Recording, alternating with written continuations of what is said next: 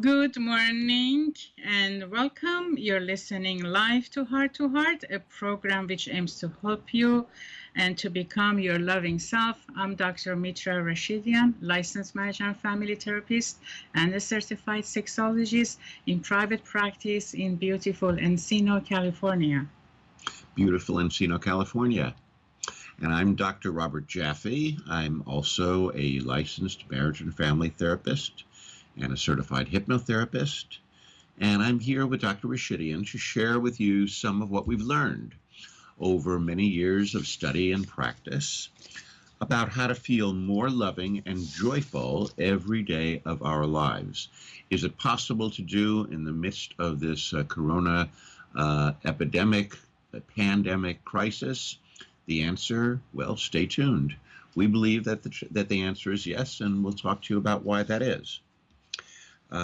We are here to let you know that it doesn't really matter. Well, I'm not going to say it doesn't matter. Regardless of what's going on around us, we are born into this world with some great qualities, and we can access those qualities anytime we wish. Some of those qualities are we are open, we are curious, we are sexual, we are trusting, we have the ability to be emotionally available and connected, and we also have the ability to be confident and compassionate. Those are all we're born into the world with, and we have the ability to access those anytime we wish, regardless of what's going on around us. Yes, exactly. And then the compassionate that you just mentioned is the key factor here, because having a compassionate perspective is going to help us to overcome many of the uncertainty around us. Some people go through the experience of fear, which is normal. And therefore, maintaining that perspective actually help us to free ourselves from the trap of what fear can do for us, which is going to freeze our mind, and therefore we're not going to be able to see our creativity, all the skills that we have, and many of the qualities that is part of us as a human being. And therefore today's show is devoted to that compassionate perspective. We are here to help each other to understand what's going on and then how to overcome it, as a big family in California and anywhere that you're hearing our voices. Absolutely. So today we are going to talk about what else is there to talk about, right? Everybody is concerned about the coronavirus. We're going to talk about that, and we're going to talk about how we can best deal with it in our everyday lives, and how we can adopt a perspective on it that is beneficial to us as well as to others. So that's what we plan on discussing today. Right. We are also open to your comments, your questions, your observations. So please feel free to phone in anytime during this hour. The phone number that you can reach us live here on the program is area code 951-922-3532. That number again is 951-922-3532. Absolutely. So, Dr. Jaffe, we heard a new law last night that people have been, invited to stay home, and many of the businesses that they are not considered essential to remain closed until at least April 19th. And then that may actually go beyond that, depending on how the progress is. And I have received a number of calls from family and friends and my clients and everybody that, how they can manage something like this. So the reality is that this is not unexpected. The news was not something that we didn't anticipate that it can happen. And the rule is that safety first. Right. Everything that we do, safety is first. So if this, step is helping us to maintain that level of safety that is required, then of course we have to agree with that. right? Well, of course. And we have to course. follow that. Mhm. So friends and family, and especially elderly, they were concerned how they're going to be able to meet the loved ones. I mean, my parents, they live only 15 minutes away from me, right? Mhm. And then, so I had talked to them, and I have told them that, we are here, we can talk every day, or, whatever they need, we can arrange for them to receive it. So that was helpful, and I understand that there are many parents just like mine Mhm. that they're gonna, lose the chance of or the opportunity, or the reality is that grandkids are not going to be available to them to see as they used to, and even their own children. So that's difficult. Yes. We understand that, but then again, if needed, as needed, everybody's just a phone call away and a step away, Mhm. realistically. Mhm. And in terms of clients, we are not exempt, and we are not part of that law. And therefore, we are available in any format that is safe. We are exempt. We are exempt. I'm sorry. Yeah, we are exempt. Okay, we are exempt. You just said the opposite. Oh, okay. I'm sorry for that. Thank you for recognizing that. Mm-hmm. So we are, and then we are able to provide help to and the therapy that we used to give to our clients, and we are able. So we're going to meet all the safety measures in order to be able to provide the best service that we can, as needed and on a schedule. So nothing basically in terms of therapy per se significantly has changed. Correct. Right? Correct. Right. And we are open. We are, and we're assuming other therapists are doing the same thing. We are open to seeing people. If they come into the office, we're keeping a distance from them, a safe distance. And if they don't want to come into the office, then we offer teletherapy. Teletherapy, and also via phone. Right. Right. So that's what we're doing. But for those of you who aren't therapists, and that's the majority of you, this is an opportunity for you to begin to look at your lives and reevaluate, right, and see what's of value to you, and what's and what have you been taking for granted, what have you been overlooking, and to give yourself some time to enjoy this sort of enforced vacation. Right. And we're not talking right now, of course, about what to do with the fear, and we're going to be talking about that. Exactly. But right now we're talking about if you are safe, if you are at home, if you are able to continue your life at home, if you have enough food and water and you have power, you can actually utilize this time for time of reflection. Right. Yes. Exactly. I mean, this is a big change. Something that life in California, at least I have to say, we're not used to it. Staying indoor and not benefit from or not go out to experience the sun and everything. And today is the first day of the spring, so therefore, springtime in California is something that everybody looks forward to. And while it's a bit chilly, of course, so it's not a usual California springtime. Right. And realistically, when we look at the what we can lose if we don't follow this requirement, the price that we're going to pay is much higher, and many times is not replaceable. Therefore, complying with the law, complying with the policies, understanding why these rules have been made for us, is really essential. And actually, we need to really appreciate that and be grateful that we have the opportunity to receive all these helps via technology, via everything that, gives us clear indication of where we are and how we need to, support each other, and so that we all can stay safe. Remember, safety is always rule number one and number one policy, and everything that we do essentially, ends up with how we are going to stay safe for ourselves, for our family, for what we do as professionals. Because if we are not safe, we can't do anything for anybody else, and we are no benefit to anybody else, and we don't want to cause any problem for anybody else, right? Right. So let's say I want to say a little bit about staying indoors, and certainly staying indoors is safe. But we also know that this is a very highly communicable disease, Right. and that means that we don't want to be close to other people because it is communicable and it's easy to catch.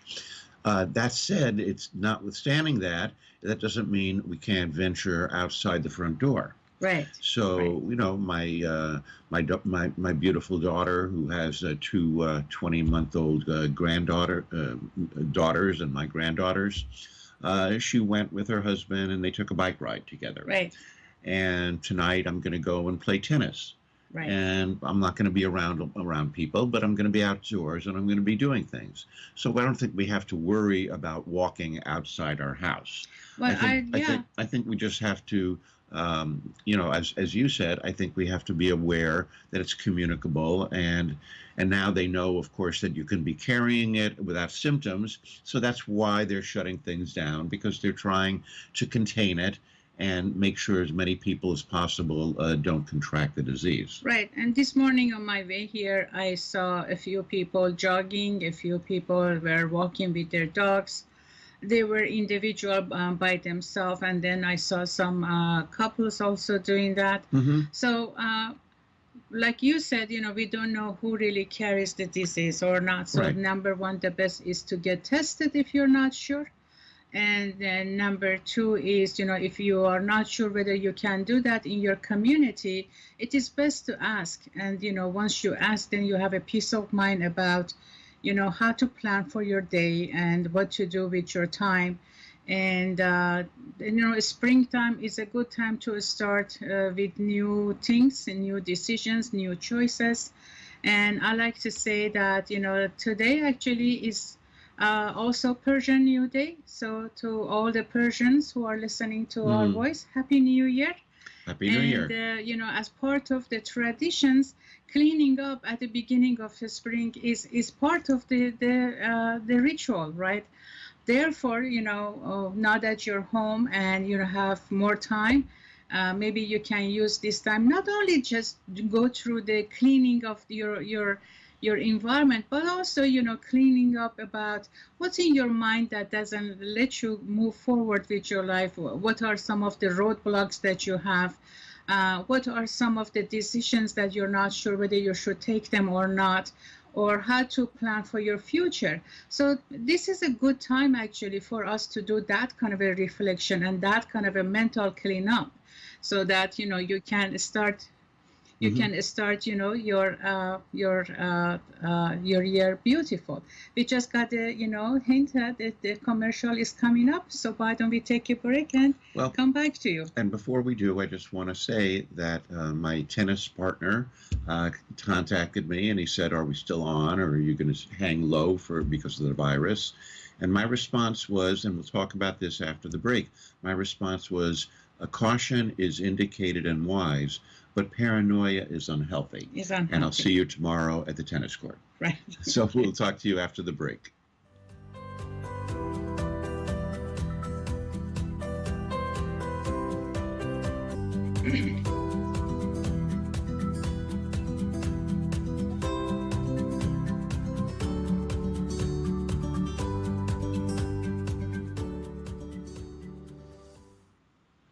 Welcome back to Heart-to-Heart. This is Dr. Mitra Rashidian, along with my business partner and best friend, Dr. Robert Jaffe.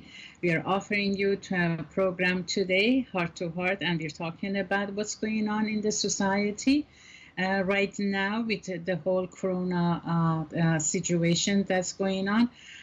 We welcome your questions and comments. Please call us 951-922-3532. So, Dr. Robert, we were talking about how fear, can play, a big role here, and actually doesn't allow us to be our very best, authentic, loving, true self. Yes, and that's where we took the break because I said that my tennis partner asked me if I was going to play, and I said that caution is wise and indicated, but that um, paranoia is unhealthy. So what's the difference between being cautious and being paranoid? And paranoia is when we are extremely fearful, and that fear triggers the brain to secrete fear hormones.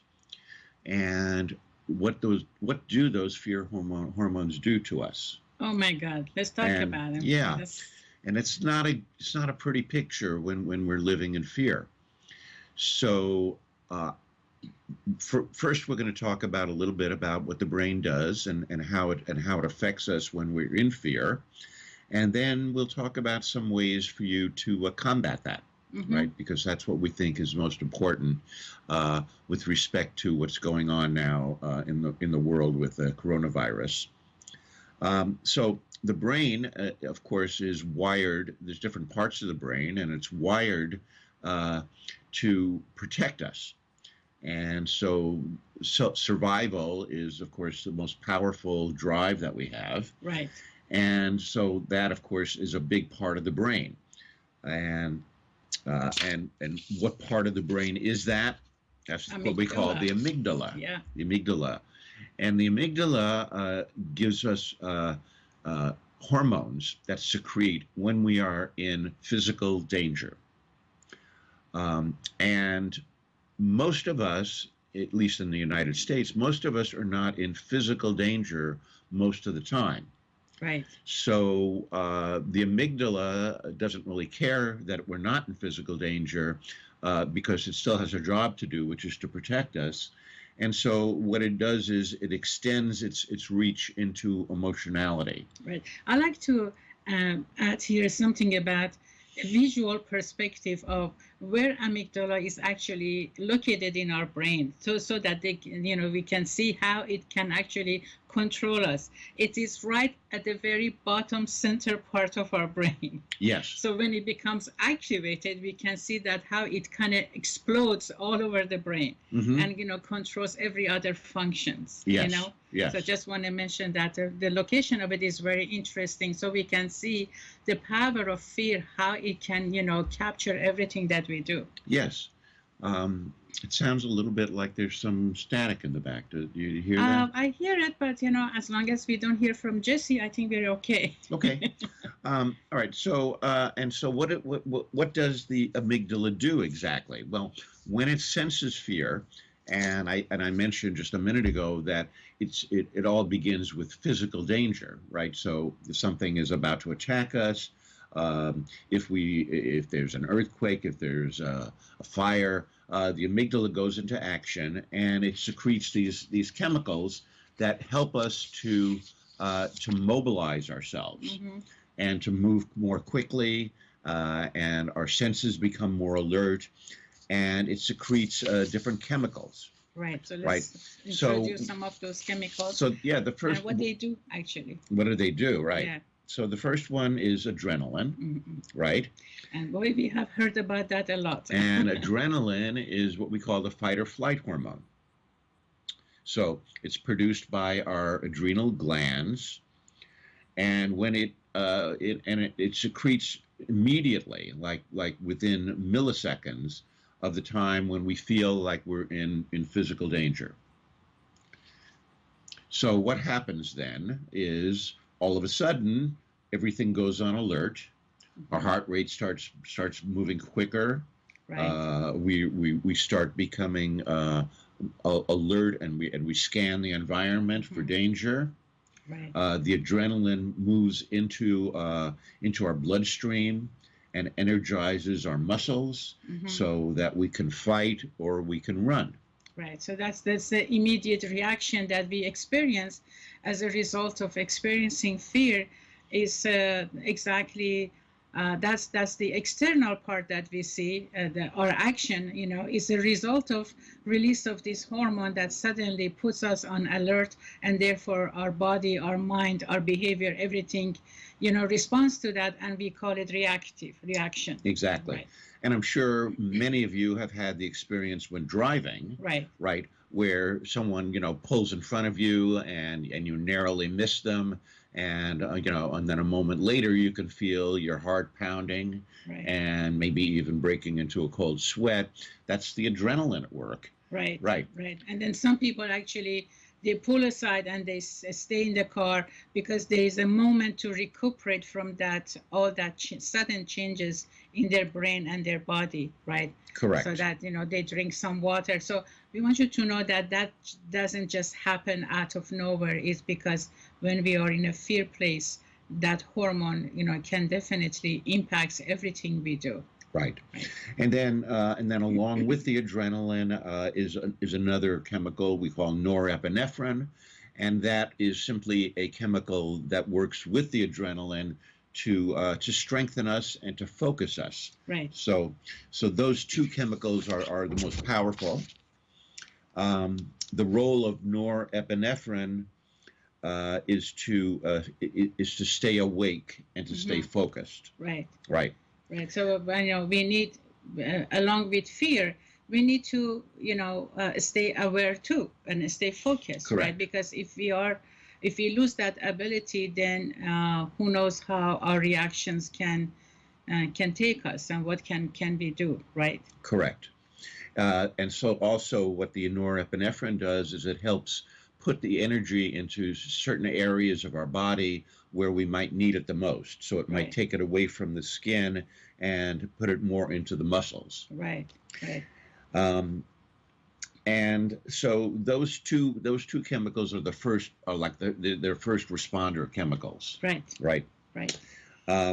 And then if the situation isn't resolved, then our body starts to secrete another chemical, which we call cortisol. Oh my God, the cortisol. The big C. Yeah.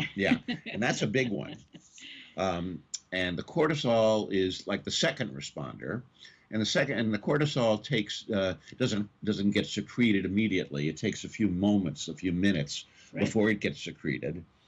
And that, of course, has the same effect as the other chemicals, but it's more long-lasting. Yeah, cortisol basically, it's kind of helps our physics to survival, because basically it's sort of like a sugar hormone, and then once it is released, because our body automatically is set to take care of us, right? So our defenses rely on all of these hormones. And therefore, when cortisol is produced, it's the aim of it is to soothe the body, right? And along with that, insulin is produced. Correct. And then, so correct. When these two hormones come together, they need to go somewhere ultimately, right? Yeah.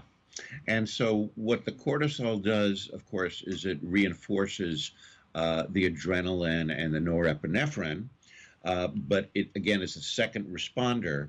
And so what it does then is it keeps the body from utilizing its energy in other areas other than a fight or flight. Right. So it's sort of a constant fight or flight response.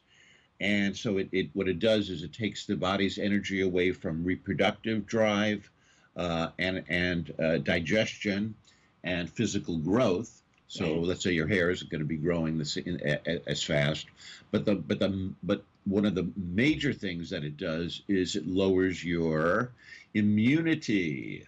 Yeah. Immunity. Cortisol lowers immunity. So when we're in a state of constant fear, what we're doing is we're lowering our immunity system, right? And that's exactly the opposite of what we're wanting to do right now with the threat of the coronavirus. Right. Well, immediately, what it does, as soon as it is released, it lowers blood pressure. the heart palpitation and the blood pressure that we experience at the moment of fear. So immediately, no, it increases blood pressure. It increases. Yeah, it increases blood pressure. It is maintaining the balance of it. Yeah, right? yeah. Well, it says it increases. Yeah, yeah. It says Okay. It increases blood pressure and increases the sugar. Yeah, sugar definitely. Which gives you more energy. Yeah. Decreases libido. Yeah. And can, of course, produce acne and contribute to obesity. Absolutely, because all that sugar, we know that for the fact that all that sugar, when it is released and it doesn't have anywhere to go, and along with cortisol, insulin is released. And these two, they don't have any place to go because there is no food that they can, mix with for digestion, and therefore they just convert into fat. Correct. And that fat actually somehow it is stored around, our organs, because the body is designed to keep the organs safe. Mm-hmm. And then fat is a component of safety in body at times. Right. So what I think maybe we've said enough about the physical, because we're not doing a class on physical response. Right. But one thing you need to know is that staying in fear of this is going to be very detrimental to your immune system and to your body in a lot of different ways, because everything is being geared to get over an immediate threat. And this threat that we're experiencing right now may go on for weeks or months, and so it's going to hurt your body if you stay in fear. Exactly. So we're talking about loss of focus, loss of creativity as a result of that, and then possible physical harm if we just allow fear to take over. Correct. And so what are some of the ways that at this point we can share about how to overcome fear? Right. So then we have to engage a new part of the brain if we're going to overcome the fear. Right. And that part of the brain that we need to engage is called the prefrontal cortex. Exactly. That's the front part of our brain. That's the part that's capable of reason, logic, and rationality. Right. And so what we have to do is we have to move our brain from focusing on fear into focusing on logic, and instead of fear-based, we have to be solution-based. Right. Right. So that's where the compassionate perspective comes in. Correct. Right. Correct. So if we maintain that compassionate perspective by reminding ourselves that yes, it's a temporary situation, and I know, and we all are going through this. So it's not something that is designed just specifically for one person. And therefore, how we can make the best out of a situation that is not really ideal. But, again, when we compare ourselves and we look at the whole world, we are actually the very lucky ones that, we are able to have this break. We are able to, for people, we are, able to be thankful for people who are actually watching over us, and they are giving us, experiences. They're giving us alternatives. They are giving us, all these options that we can choose from, and also, just to, make it through this difficult time. And yes. Then how our own creativity, how our own, way of life can help this process, right. Not just for ourselves, also for the ones who are around us. So what I want to talk about now is how to move the brain function from the amygdala into the prefrontal cortex. I think that's very important. And I think one way of doing it is to think about it. There's a schema of psychology called transactional analysis. Transactional analysis is the adult parent-child paradigm. There's a part of our brain that's the adult. There's a part of our brain that's a parent. There's a part of our brain that's a child. So think of it as accessing that part of your brain that is the adult and the parent, and you're going to be reassuring the child part of your brain. Right. And you can do this in the same way that you would reassure your own children. And if you have children, you can use this with your children, and you can also use it with yourself to act as a loving, caring parent would act. What kind of messages what kind of messages would you like to give to your child, your actual child? And those are the same kind of messages that you want to give to yourself to help you to be calm and clear and not, quote, freak out, to engage the cortisol and the adrenaline parts of your brain. Exactly. We just got to know that our commercial break is coming up next. So we are happy to continue with this discussion right after we come back. Thank you. Talk to you soon.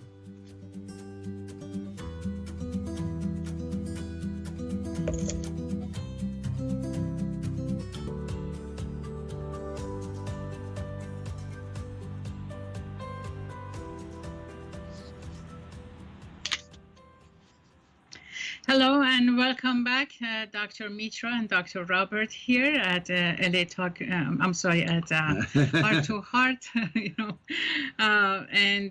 So we have another program. So we do have another program. Yeah. Anyway, we would like to invite you to join us at 951-922-3532, and share with us what are your concerns, what questions you have, and we are happy to help you find your answers and have what helps you to get through this rather unusual and difficult time. We have been talking about how fear can actually control you. So, it's important to know that fear is not a present concept, it's a future concept. So our brain takes us to a place where it hasn't actually happened.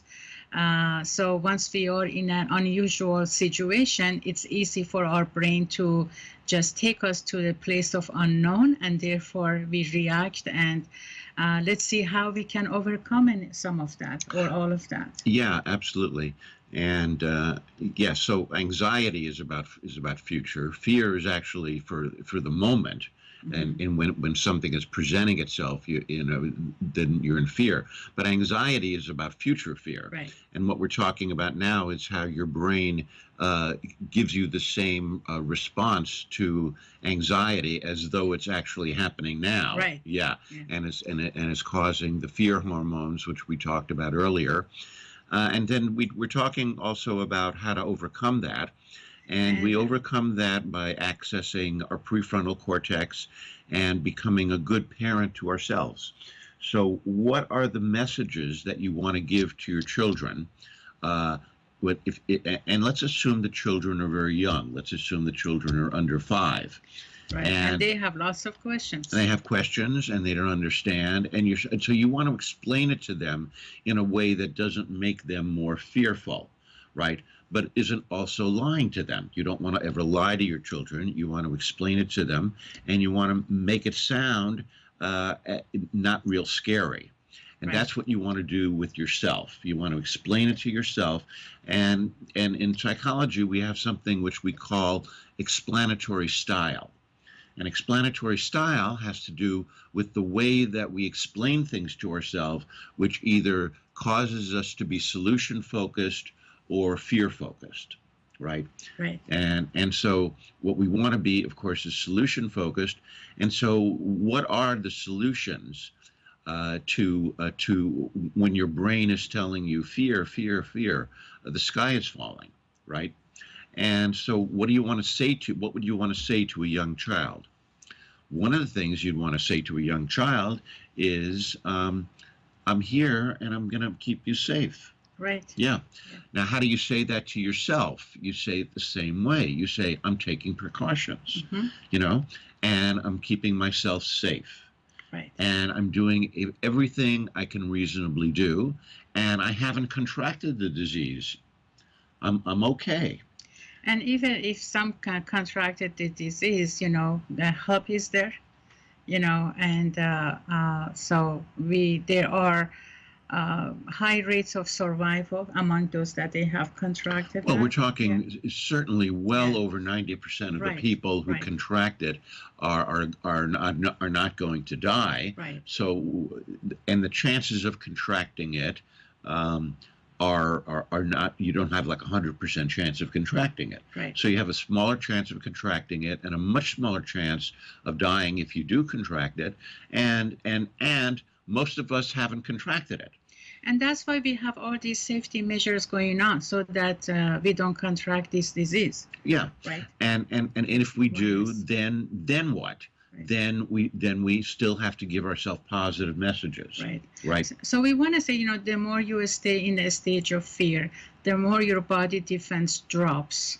And then the more fear controls you, and the more chance to actually contract this virus. Yeah. So there's a book that came out, I think it was in the 1970s. It was by a physician whose name was Dr. Norman Cousins. Mm-hmm. And he wrote a book called Anatomy of an Illness. And what they had discovered was that illness has a lot to do with lowered immune system. And so he reasoned that if negative thinking could lower your immune system, then positive thinking could raise your immune system. And what he did was he had a cancer. And he got all of these comedic films and put himself into a room and just watched the films and kept laughing. And did it for days and weeks and months. And he just kept watching the films, and of course, eating and sleeping and all of that, but laughing, and actually cured himself. And then he wrote that book, Anatomy of an Illness. So I want you guys to really, really think about that. Whatever you can do, what other messages you can give yourself, whatever things you can do to focus on the positive. Right. And to create a positive sense of enjoyment in your life. And that's what we were talking about at the very beginning, that this is an opportunity for us to be creative and to use our minds to give ourselves positive messages. What are some of the positive messages? Right. So, what do you think? What are some of the positive messages? Some of the positive messages is that instead of focusing on what we don't have, is be able to identify and recognize our choices. Mm-hmm. Right. So what choices do we have? Not that we have to stay home, where there are plenty. As a matter of fact, many of these choices are the ones that we always wish we had more time to do them. Correct. Right. Correct. Correct. For example, many businesses, they always say, "Oh, I wish I had time to focus on how I want to develop my business, how I want to, make changes in the structure of my business, or how come up with new plans and new innovative, strategies so that I can better my practice, but my daily function doesn't allow to do that, right? Doesn't allow me time to do that." Or, family members, how do we sit down and kind of go over our budgeting, how we can make our budgeting, a healthy one and a better one, so we can have some money saved for the project that we have for the expansion of the house, for example, exactly. right? Exactly. And, how we can do, there are so many things that in the previous time, like we always just wish for extra time, and now we have that extra time, right? Exactly. And not only we have that extra time, we have family members that they can actually engage in those activities, so we can do it collaboratively.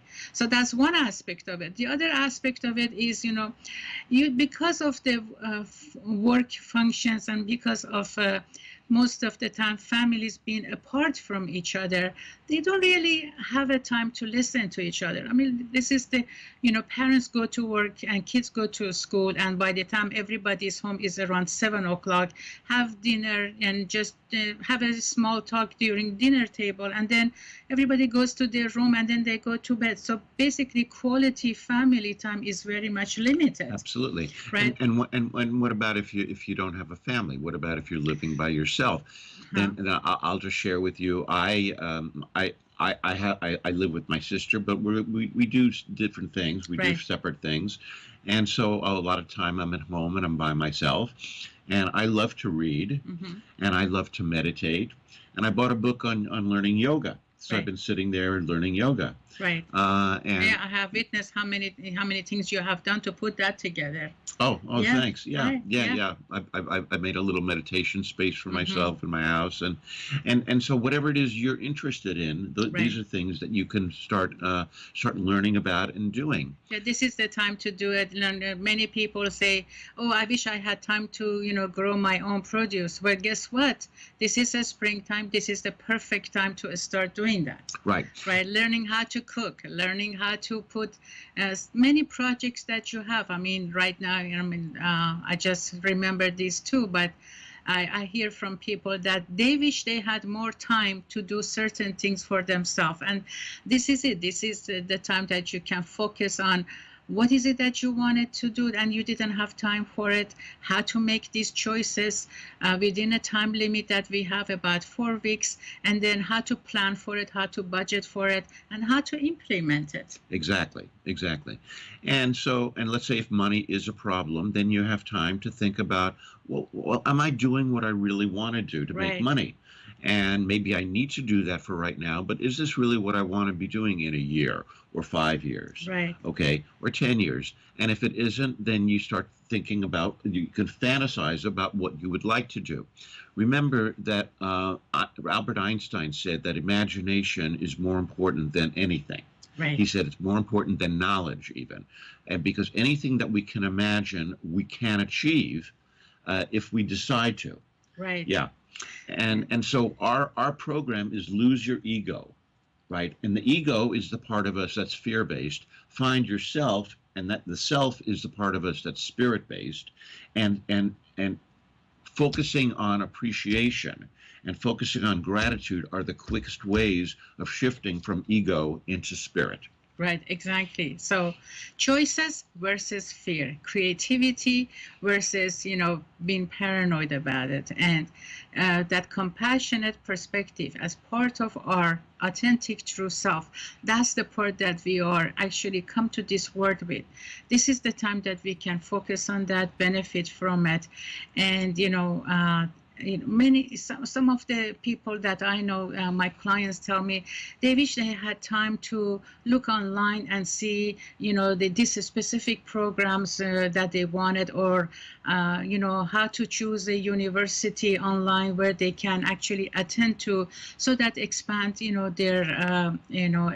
their knowledge and expertise as a way to move forward in their profession.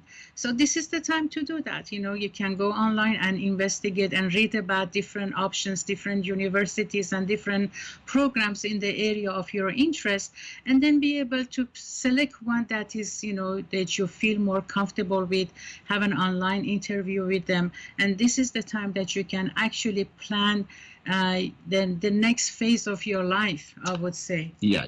And so the one question that I want you to think about and leave you with is, who is in control of my mind? Yeah. Right? Who is it that's in control of my mind? And if the answer is anyone but yourself, then it's a lie. Yes. You are in control of your mind, and you have different parts of your mind. We just talked about the two major parts of your mind, the amygdala and the prefrontal cortex.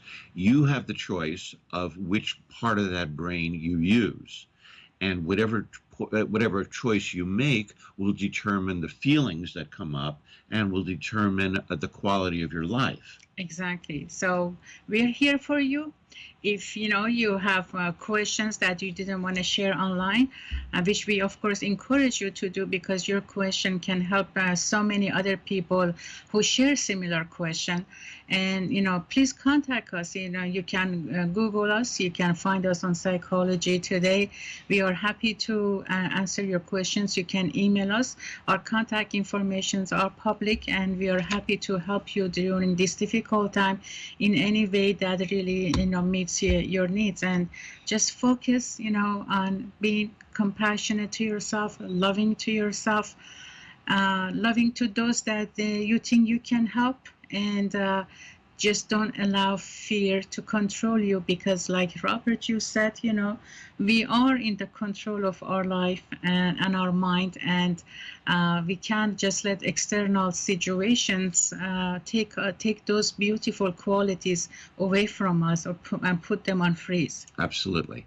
So the last thing that and we only have a couple of minutes left, but the last thing that I want to talk about is what is it that you would actually say to a small child when you're trying to reassure them, right? And you would say, "I'm proud of you, and I trust that you have a good head on your shoulders, and that you're going to make good decisions, and I'm here for you." Right. And you can say that to yourself. What I have learned, and what I try to help the people that I work with, is to give yourself an actual reward, and say, whenever you've done something, and let's say even caught yourself thinking negative things, and you can't change it because as long as you haven't become aware of it. Once you're aware of it, then you can say, "Oops, I've been miscreating," because thinking negative things is using your imagination in a negative way. And then, and as long as I'm miscreating, I'm going to be creating more strife and anxiety for myself. I'm glad I caught myself miscreating, and now I want to shift back into gratitude. And whenever I do that, and I'm not around other people, I smile, I say, "Good job, Robert," and I pat myself, and I kiss myself, and I pat myself on the cheek, and I do it in my mind when I am around other people, and that's a reward. And that's it. And we'll talk more about how to reward yourself in future programs. Right. And then we are at the end of our program. It was a pleasure to be here another day, and we look forward to seeing you next week. And until then, don't forget, all you need is love. All you need is love. And I know what I just said, everybody's going to go, "That was very corny, and how could I never do that?" But try it. You might like it. Yes. Okay. Love, love, love. Love, love, Have love. a wonderful day, and happy spring. Talk to you soon.